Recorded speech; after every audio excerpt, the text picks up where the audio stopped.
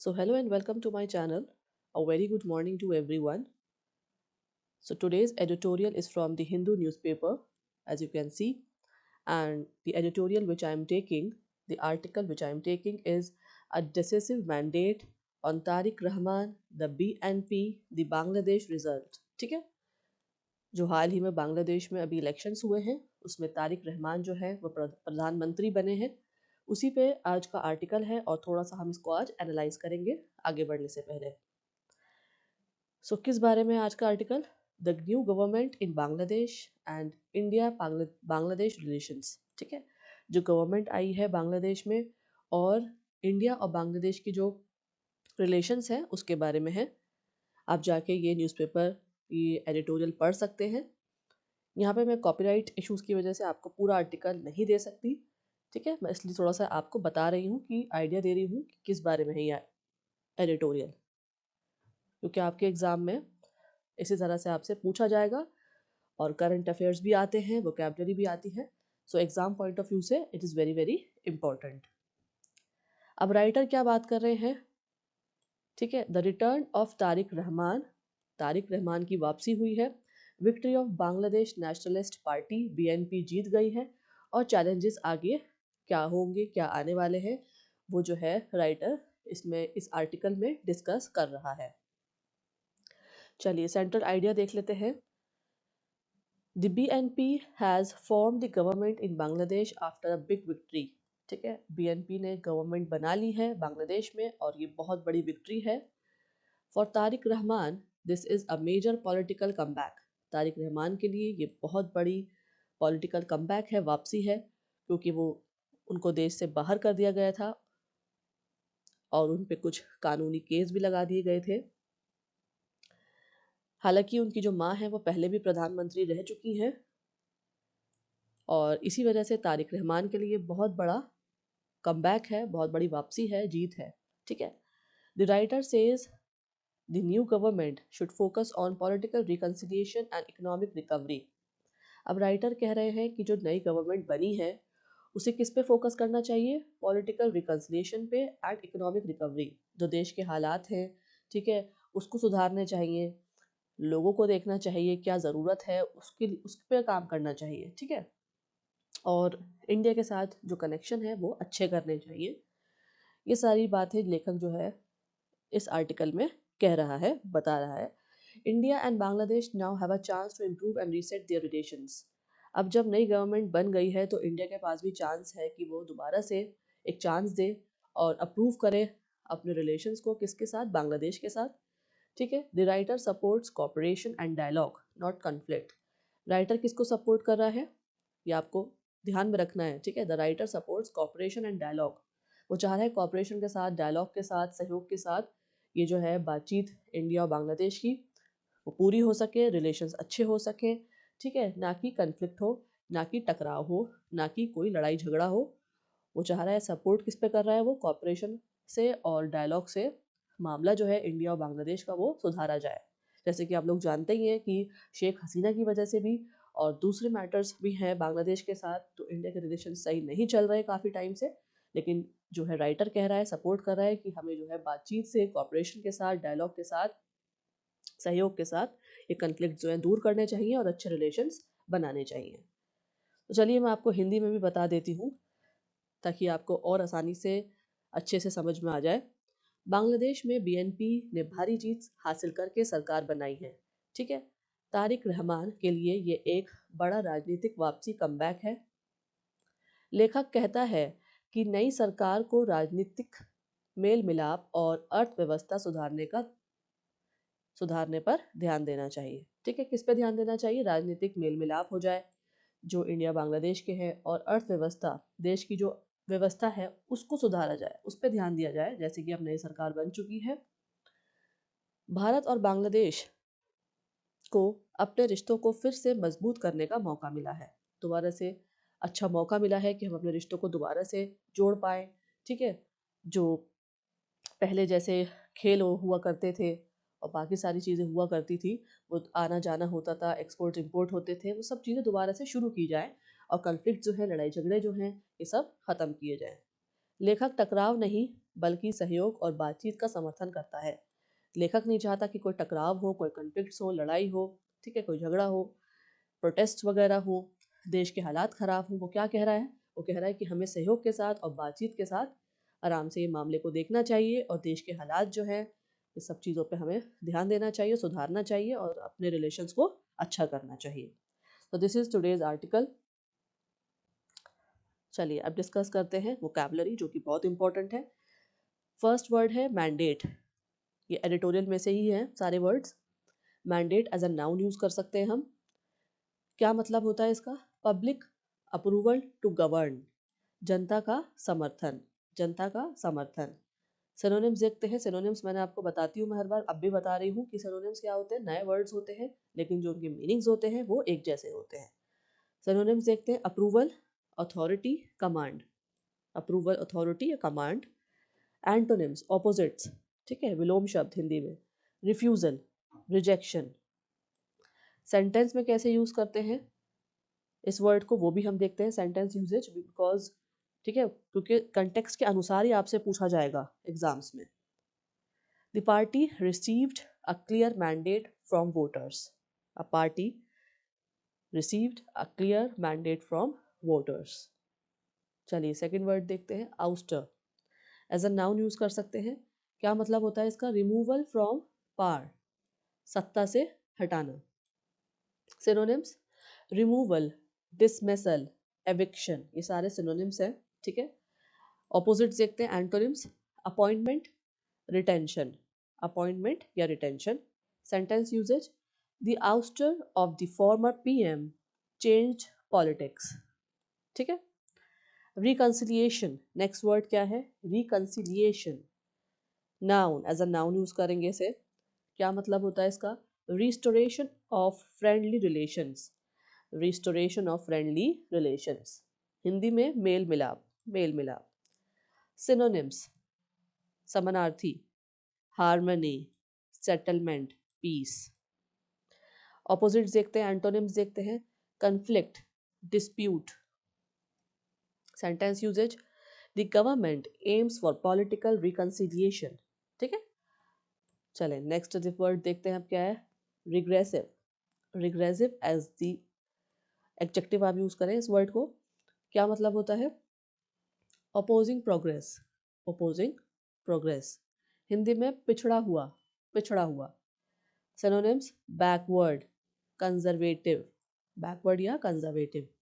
Opposites देखते हैं। Progressive, modern, progressive या modern. Sentence usage, regressive ideas harm women's right, ठीक है। Regressive ideas harm women's right, ठीक है। कंजर्वेटिव आइडियाज जो होते हैं वो वुमेन्स के राइट्स को खराब कर देते हैं, हार्म कर देते हैं।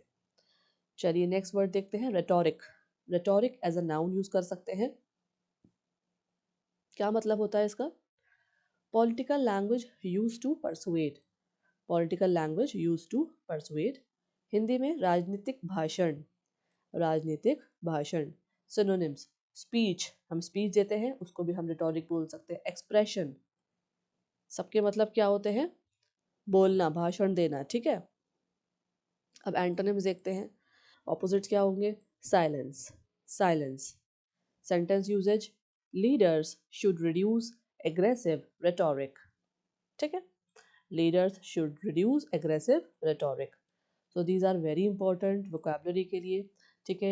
एडिटोरियल में से हैं, आपको इनको देखना है, समझना है। सिनोनिम्स एंटोनिम्स भी पढ़ने हैं, याद करने हैं, नोट करने हैं, और स्पेशली मैं आपको बता रही हूँ कंटेक्स्ट में कैसे यूज होता है, ये आपको ध्यान में रखना है, ठीक है। चलिए नेक्स्ट देखते हैं। पार्ट 2 क्या है? Phrases and idioms. आज के न्यूज़पेपर में से, इसी एडिटोरियल में से, ठीक है, जो मैंने आज आपको एडिटोरियल पढ़ाया है, समझाया है, उसी में से 5 फ्रेजेस और इडियम्स डिस्कस करेंगे। बहुत इंपॉर्टेंट है, कंटेक्स्ट में ही पूछा जाएगा आपसे, किस तरह से यूज़ हुआ है उसी तरह से पूछा जाएगा, इसलिए मैंने आपको यहाँ पे एग्जाम्पल भी दिए हैं सेंटेंसेस के। चलिए फर्स्ट वन देखते हैं। Hit the ground running, hit the ground running. क्या मतलब होता है इसका? ईडियम है, ये मुहावरा है, ठीक है। क्या मतलब होता है इसका? To start work quickly and energetically, तुरंत जोश से काम शुरू करना, जल्दी से काम शुरू करना, जोश में आके। सेंटेंस देखते हैं। The new prime minister must hit the ground running to fix the economy. नए प्रधानमंत्री को अर्थव्यवस्था सुधारने के लिए तुरंत काम शुरू करना होगा। ठीक है, नेक्स्ट देखते हैं phrase in its favour. In its favour क्या मतलब होता है इसका? सपोर्टिंग समवन और समथिंग, किसी चीज को या किसी को सपोर्ट करना, क्या बोलते हैं? In its favour. मतलब क्या होता है हिंदी में? समर्थन में, किसी समर्थन में खड़े होना, किसी के लिए खड़ा होना। एग्जाम्पल देखते हैं सेंटेंस में, the election result was in favour of the BNP। ठीक है, BNP की फुल फॉर्म भी आपको आनी चाहिए, बांग्लादेश नेशनलिस्ट पार्टी। चुनाव का नतीजा BNP के समर्थन में था। चलिए नेक्स्ट देखते हैं, हैंड ओवर द रेन्स। मुहावरा है, क्या मतलब होता है इसका? टू गिव कंट्रोल और पावर टू समवन एल्स। सत्ता सौंपना, सत्ता को सौंप देना। एग्जाम्पल देखते हैं, the interim government will hand over the reins to the new leader. अंतरिम सरकार नई सरकार को सत्ता सौंपेगी। ठीक है, नेक्स्ट देखते हैं, push to the right. Push to the right क्या है? फ्रेज है। ठीक है, क्या मतलब होता है? Someone more conservative in views, ज्यादा रूढ़िवादी बनाना। ठीक है, सेंटेंस यूजेस देखते हैं, द ऑपोजिशन में push the government to the right on policies. विपक्ष सरकार को नीतियों में ज्यादा रूढ़िवादी बना सकता है। ठीक है, नेक्स्ट देखते हैं, फ्रेश स्टार्ट क्या है? फ्रेज है। फ्रेश स्टार्ट क्या है? एज अ फ्रेज यूज हुआ है आर्टिकल में। क्या मतलब होता है? A new beginning without past problems, नई शुरुआत। Example, India and Bangladesh need a fresh start in relations. Bharat और बांग्लादेश को रिश्तों में नई शुरुआत करनी चाहिए। फाइन, नेक्स्ट पार्ट क्या है? फिक्स्ड प्रपोजिशन, जो कि आर्टिकल में से ही है। फर्स्ट है set to, likely to happen. क्या मतलब होता है इसका? लाइकली टू हैपन, हिंदी में होने वाला, होने वाला। सेंटेंस देखते हैं, again sentence is very important. ठीक है, कंटेक्स्ट वाइज ही आपसे पूछा जाएगा एग्जाम में। सेंटेंस क्या है? BNP is set to form government. Next है कीन ऑन, इंटरेस्टेड इन, इच्छुक। हिंदी में क्या मतलब होता है कीन ऑन का? इच्छुक। सेंटेंस देखते हैं, India is keen on better ties. India is keen on better ties. Third है आउटरीच टू। आउटरीच टू, आप यहाँ देखेंगे वर्ड के साथ जो है प्रपोजिशन फिक्स हुए हुए हैं। ठीक है, आउटरीच के साथ क्या लगा हुआ है? टू। क्या मतलब होता है? Contact with, contact with. Hindi में संपर्क करना, संपर्क करना। Outreach to minorities is needed. ठीक है, फोर्थ देखते हैं, फोर्थ फिक्स प्रपोजिशन क्या है? Challenge from, challenge from. Problem coming from, Hindi में से चुनौती। सेंटेंस में देखते हैं, challenge from opposition remains. Fifth है फोकस ऑन। फोकस के साथ क्या लगा हुआ? Preposition on. क्या मतलब होता है इसका? कंसंट्रेट ऑन, ध्यान देना। फोकस ऑन मतलब ध्यान देना। Government must focus on economy. ठीक है, चलिए पार्ट 4 है जार्गन्स का, इसी एडिटोरियल में से है ये भी, और आपको पता होना चाहिए जार्गन्स क्या होते हैं, कौन सा टाइप के होते हैं। ठीक है, किस तरह से यूज़ होते हैं सेंटेंस में, ये हम यहाँ पे डिस्कस करेंगे और आपको बताएंगे। चलिए, क्योंकि एग्जाम में आते हैं जार्गन्स, बहुत इंपॉर्टेंट है ये भी। जार्गन्स क्या होते हैं? Special words used in specific field. ठीक है, किसी खास क्षेत्र की तकनीकी भाषा को हम क्या बोलते हैं? जार्गन्स। फर्स्ट है मैंडेट। क्या है ये? Political jargon. पॉलिटिकल जार्गन क्या मतलब होता है इसका? पब्लिक अप्रूवल, जन समर्थन। एग्जाम्पल देखते हैं, the party one strong mandate. Second है रिफरेंडम। रिफरेंडम पॉलिटिकल जार्गन है ये भी। क्या मतलब होता है? पब्लिक वोटिंग, जनमत संग्रह। Example, referendum change policies. Referendum change policies. Next देखते हैं केयर टेकर गवर्नमेंट, ये भी पॉलिटिकल जार्गन है। टेम्प्ररी गवर्नमेंट क्या मतलब होता है इसका? टेम्प्ररी गवर्नमेंट, अस्थायी सरकार। Example, care taker government managed elections. Next है कॉलिशन। कॉलिशन पॉलिटिकल जार्गन है ये भी। क्या मतलब है इसका? अलायंस, गठबंधन। एग्जाम्पल देखते हैं, कॉलिशन वन 75 सीट्स। ठीक है, फिफ्थ जार्गन देखते हैं, फिफ्थ वर्ड देखते हैं, proportional representation. Proportional representation, constitutional jargon, कौन सा जार्गन है? कॉन्स्टिट्यूशनल जार्गन, ठीक है। क्या मतलब होता है इसका? Seat as per votes, vote के अनुपात में सीट। एग्जाम्पल देखते हैं, अपर हाउस में follow PR system, upper house में follow proportional representation system, full form है पीआर की। फाइन, चलिए इसी पे हम प्रैक्टिस करेंगे रीडिंग कॉम्प्रहेंशन की। मैं हर बार आपको बताती हूँ, अब भी मैं आपको एक बार नोट करा देती हूँ कि देखिए एग्जैक्ट जो है आर्टिकल, एग्जैक्ट एडिटोरियल नहीं आएगा, लेकिन उसके जैसा आएगा, ठीक है। डिफ़िकल्टी लेवल भी यही होगी, और जो है पैटर्न, स्ट्रक्चर, टोन, स्टाइल यही होगा, लेकिन एग्जैक्ट नहीं आएगा।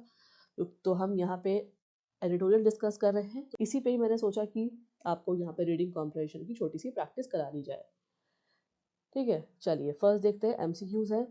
Y is Tarique Rahman return important? Tarique Rahman की इम्पोर्टेंट क्यों ज़रूरी है? 4 options are given, B is the right answer. Because he was banned earlier, क्योंकि वो जो है पहले बैन करे गए थे, बैन कर दिया गया था उनको, तो इसलिए जो है उनका रिटर्न वापसी होना ज़रूरी था। हालांकि यहाँ पे 4 ऑप्शन दे रखे हैं, आप वो पढ़ सकते हैं। जैसे फर्स्ट है because he left politics, B है because he was banned earlier, C है because he supports Jamaat, and D है because he is new leader. So according to the editorial, according to the passage हमें answer करना है।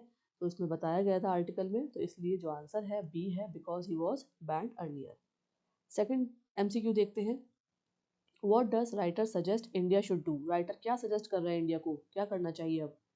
4 options पढ़ लेते हैं एक बार, increase retention, ignore Bangladesh, reset relations, या फिर सपोर्ट जमात। सी, रिलेशंस को हमें सही करना चाहिए, सुधारना चाहिए, reset relations is the right answer. Next MCQ, which party got best performance? कौन सी पार्टी को बेस्ट परफॉर्मेंस मिली है? अवामी लीग, जमात, बीएनपी या कांग्रेस? बीएनपी को, C is the right answer, ठीक है, बांग्लादेश नेशनलिस्ट पार्टी। चलिए next question, true and false.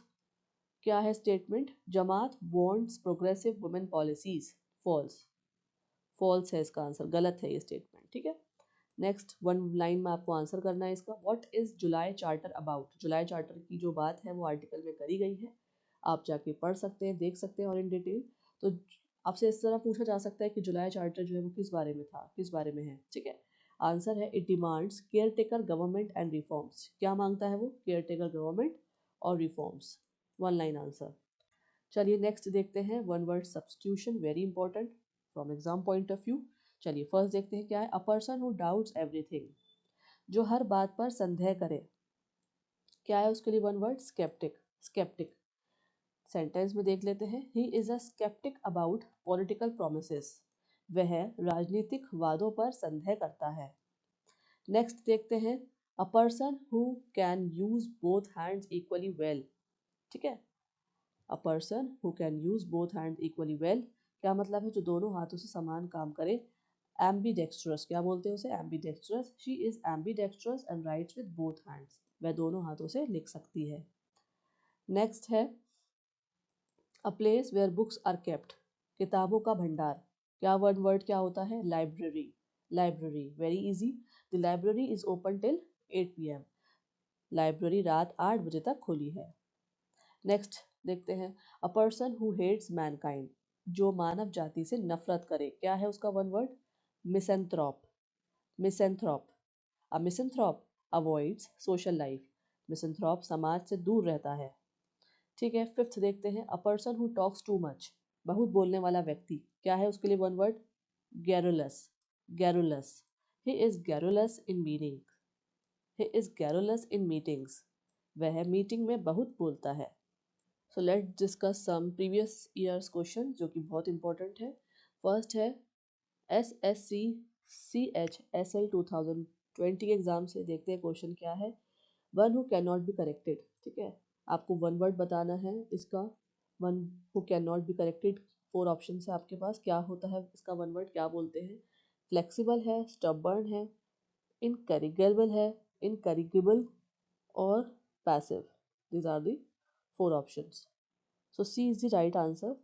Incorrigible, impossible to reform, क्या मतलब होता है? इम्पॉसिबल टू रिफॉर्म जो है इसका मतलब होता है इनकैरिगेबल वर्ड का, so you have to remember this word. IBPS clerk 2021 से देखते हैं question, a speech made without preparation is called. ठीक है, ऐसी स्पीच जो बिना प्रिपरेशन के बोली जाए। ठीक है, स्पीच का मतलब तो आप लोग समझते ही हैं, बोलना, स्पीच देना, भाषण देना, तो बिना प्रिपरेशन के अगर कोई स्पीच दी जा रही है उसका वन वर्ड क्या है। 4 ऑप्शंस देख लेते हैं, oration, dialogue, impromptu, monologue.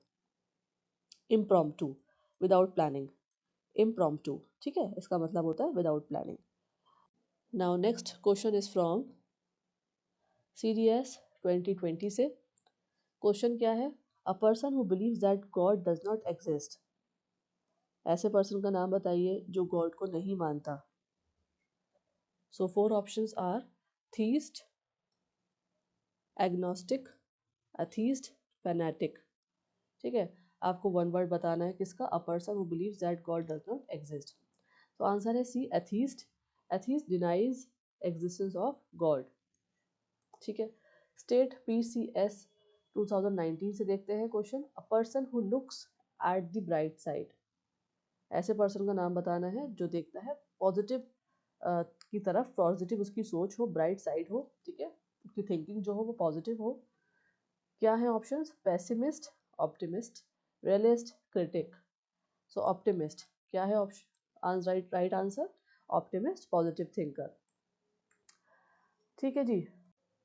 Now next question is SSC CGL 2018 से, one who is present everywhere. One who is present everywhere का आपको वन वर्ड बताना है। ऑप्शन देखते हैं, omniscient, omni present, omnipotent, invincible. So जो है आंसर है B, omni present, present at all places. ठीक है, so omni hair is the root word, root word से बना है omni present.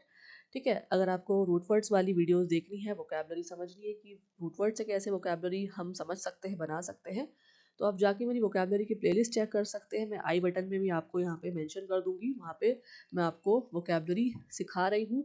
Synonyms, antonyms, root words, root meanings, everything I am telling in detail. वहाँ जाके आप videos देख सकते हैं, समझ सकते हैं, ताकि आपकी जो वोकैबलरी वो और ज़्यादा इंक्रीज हो सके और समझ में आपको आ सके difficult words.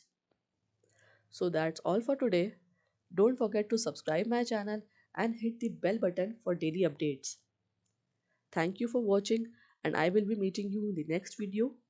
Jai Hind, Jai Bharat.